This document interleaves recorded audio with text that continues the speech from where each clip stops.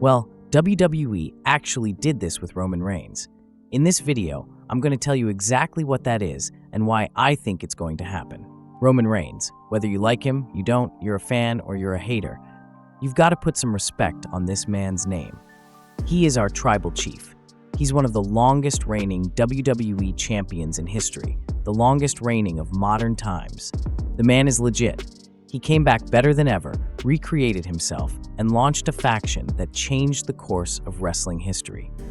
The character of the tribal chief is unlike anything I've ever seen, and probably something I'll never see again. What he's done, elevating the likes of Jay, Jimmy, Solo, and now bringing in the Tongans and Jacob Fatu, is incredible. There's probably even more happening behind the scenes. This bloodline storyline has been building for years, and I've genuinely enjoyed every moment of it. It all started during the pandemic. Roman came back and told Vince McMahon, "You're a horrific person, but if I'm returning to your company, I want to turn heel and do things my way."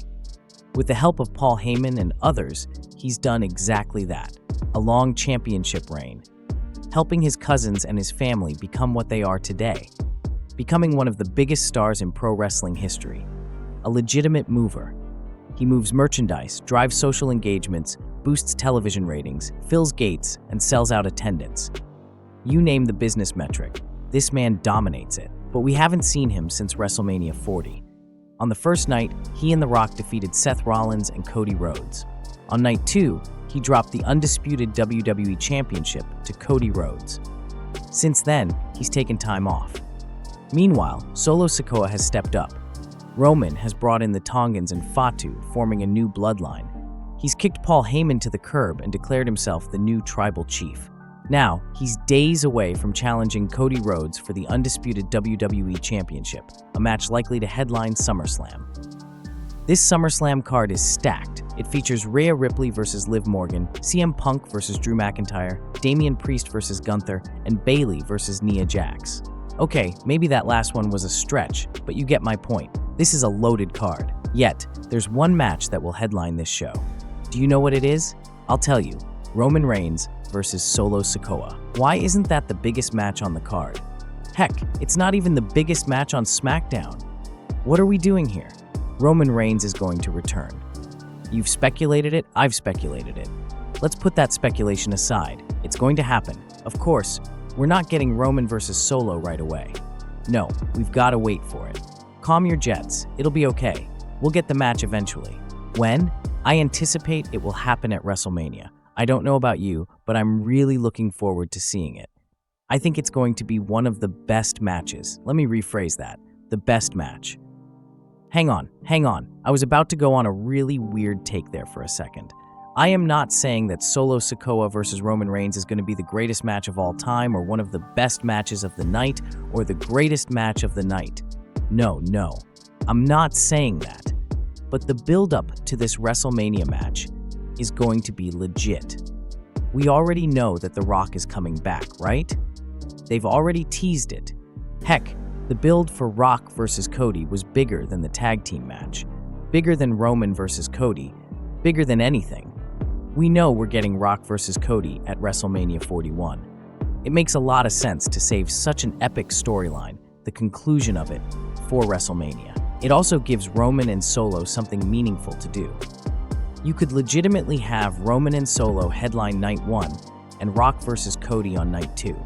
That is a reasonable ask, a reasonable expectation. And then for WrestleMania 42, something which has reportedly been discussed, you go ahead and have Rock versus Roman, something that The Rock wanted to do at WrestleMania this year. Then they tried to do it, and people were like, "What? No. And then things took off, right? That's what we're going to get now. I also wanted to touch upon something that I thought was quite interesting regarding the situation involving CM Punk and his freaking contract. Have y'all heard about this? My lord, have they talked about this a lot? Look, there's been a lot of conflicting reports about CM Punk's WWE deal, but what is clear is that Punk won't be going anywhere anytime soon. The confusion all started when it was initially reported that Punk was just trying to restructure his WWE deal after his return to WWE in November at Survivor Series. However, Russell Purist, who first reported the news about Punk, also noted that Punk was believed to be under a 3-year deal, something which PW Insider reported. Then, Meltzer kind of muddied the waters.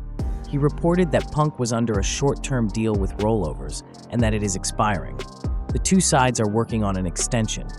Whether or not WWE added time to his deal due to injury, well, that remains to be seen. Now, PW Insider came out with a detailed report noting that Punk's current deal was interesting. It was interesting because the two sides are currently talking about a new deal. WWE approached Punk about working on a new deal, but it was said that because of the amount of interest and business he has been able to generate, they wanted to do a bigger deal with more inclusions. Now, Dave Meltzer reported in the Wrestling Observer newsletter that the new deal was to replace the original deal. The original deal came together over the course of a few days, leading into his return. It was expected that they would come around this time to redo the deal by including new elements. That's all it is. Now, Punk is slated to take on Drew McIntyre at SummerSlam, so keep all that in mind.